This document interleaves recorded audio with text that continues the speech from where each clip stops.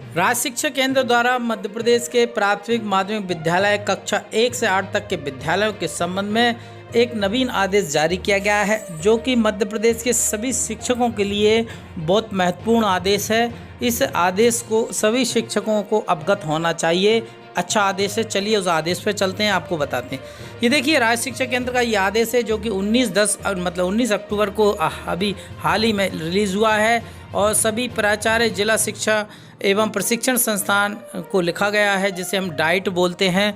और इसमें लिखा हुआ है कोविड-19 की स्थिति में पाठ्यक्रम का पुनर्नियोजन। कहने का मतलब है कक्षा 1 से 8 तक के पाठ्यक्रम का पुनर्नियोजन की तैयारी है, क्योंकि कोविड-19 के दृष्टिगत रखते हुए राज्य शासन से अनुमोदन के पश्चात प्रदेश की समस्त शासकीय अशासकीय विद्यालयों में संस्थाओं में निःशुल्क और अनिवार्य बाल शिक्षा का अधिकार अधिनियम 2011 के नियम 18(3) में निहित शक्तियों का प्रयोग करते हुए संदर्भ पत्र से पाठ्यक्रम की 60% विषय वस्तु को फेस टू फेस मोड में और 40% विषय वस्तु को होम असाइनमेंट प्रोजेक्ट कार्य के रूप में पुनर्नियोजित किया गया है। उपरोक्त संबंधित पत्र के साथ कक्षा 1 से 8 तक की पुनर्नियोजित पाठ्यक्रम को पोर्टल पर अपलोड किया गया है। आपकी संस्था के द्वारा उक्त पाठ्यक्रम की योजना पर समीक्षा की जानी है और उस पर फीडबैक निम्नलिखित बिंदुओं पर प्रस्तुत किया जाना है।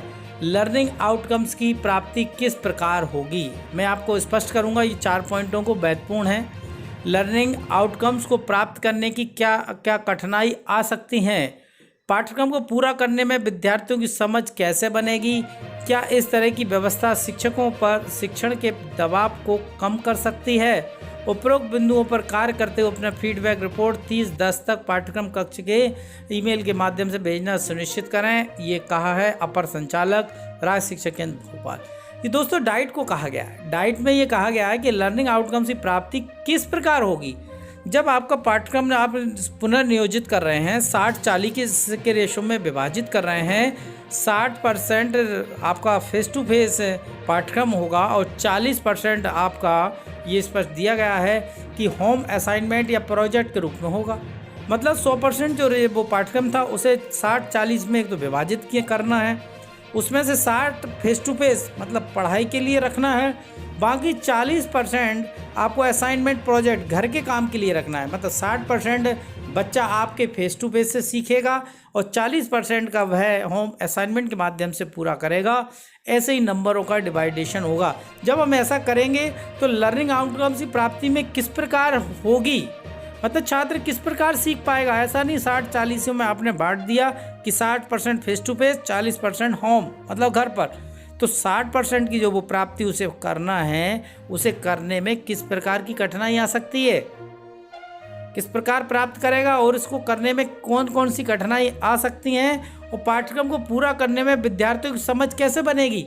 आपने पूरे कोर्स को 60-40 में बांट दिया, अब वो किस तरीके से 60% फेस टू फेस कंप्लीट करेगा? उसे ऐसा नहीं दिक्कत आ जाएगी, तो वो ये सभी परेशानी की समझ कैसे विद्यार्थी को होगी, इस पर बात की गई है। अगला, इस तरह की व्यवस्था से क्या शिक्षकों में शिक्षण के दबाव को कम कर सकते हैं? अब पूरे पाठ्यक्रम को 60% इधर बांटना, 40 ऐसे बांटना, ऐसे शिक्षकों को तो परेशानी नहीं आएगी। तो इन सभी बिंदुओं की समीक्षा की जानी है, इन पर एक मार्गदर्शन, इस पर एक समीक्षा बैठक होगी, डिबेट होगा, इसका निचोड़ निकलेगा कैसे इसको संचालित करना है।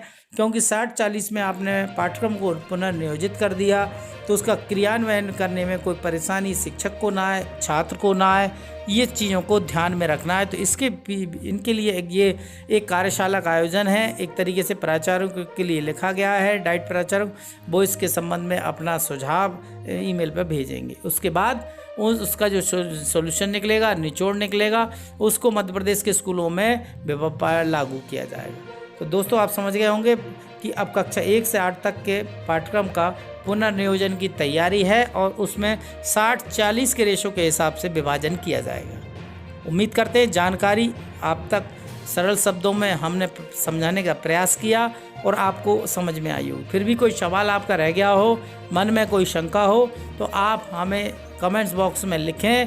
आपके सवाल का जवाब देने का हम प्रयास करेंगे, समाधान करने का प्रयास करेंगे। फिर मिलते हैं दोस्तों, चलते हैं, दीजिए इजाज़त, जय हिंद।